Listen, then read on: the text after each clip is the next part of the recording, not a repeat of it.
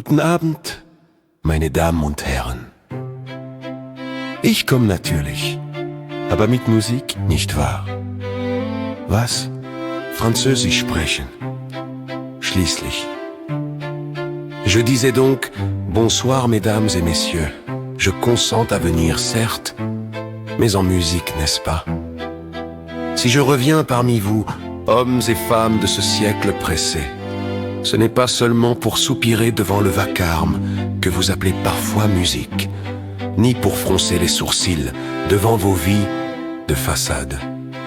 Non, je suis revenu aussi pour vous secouer un peu, vous réveiller, et pardonnez-moi d'avance, vous chatouiller le cœur et l'intelligence d'un même geste, car rien de grand ne naît dans la mollesse, et rien de durable ne fleurit dans l'indifférence.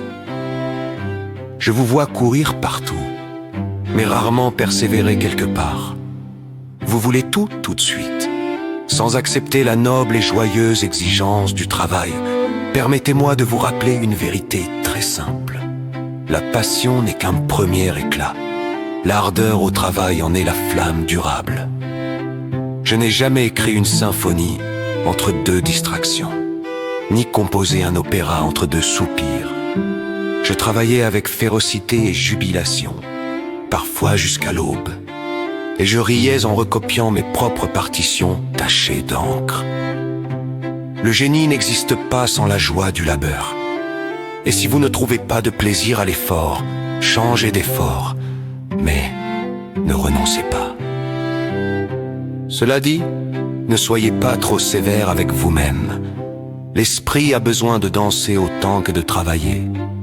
Moi-même, je pouvais passer de la plus stricte concentration à la plaisanterie la plus absurde en quelques secondes, et tout allait mieux ainsi.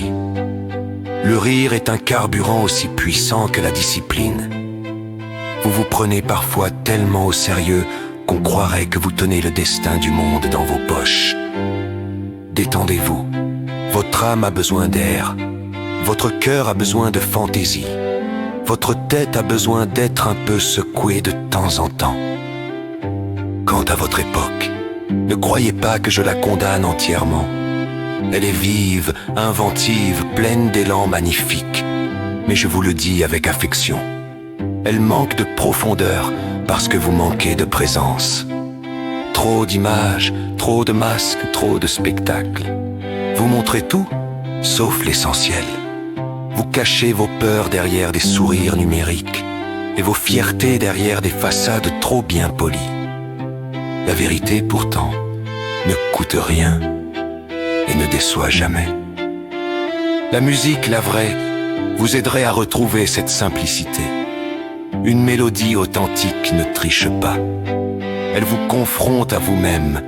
Elle vous rappelle que vous pouvez rire, pleurer, créer et aimer, et tout cela dans la même minute, si le compositeur est en forme. Ce n'est pas la musique moderne qui m'attriste, non, c'est l'usage que vous en faites. Trop souvent pour vous distraire, rarement pour vous élever. N'ayez pas peur de la grande musique. Elle n'est pas élitiste, elle est exigeante, et c'est exactement ce que vous méritez.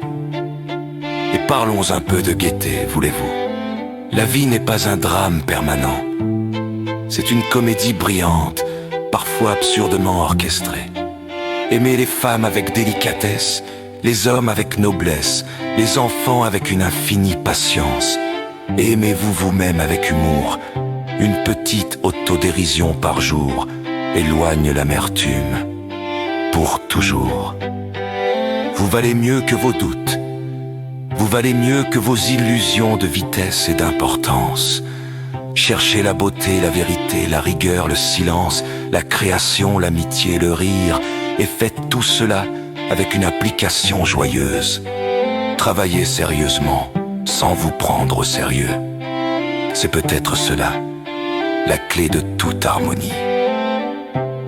Si vous retrouvez ce mélange de discipline, d'humour, de profondeur et de légèreté, alors votre époque deviendra aussi lumineuse que vous pouvez l'imaginer. Et croyez-moi, je suis de ceux qui croient encore en vous, même quand vous faites beaucoup de bruit, pour peu de musique. Wolfgang Amadeus Mozart, sévère par exigence, joyeux par nature, mais toujours prêt à vous tirer une révérence ou une grimace.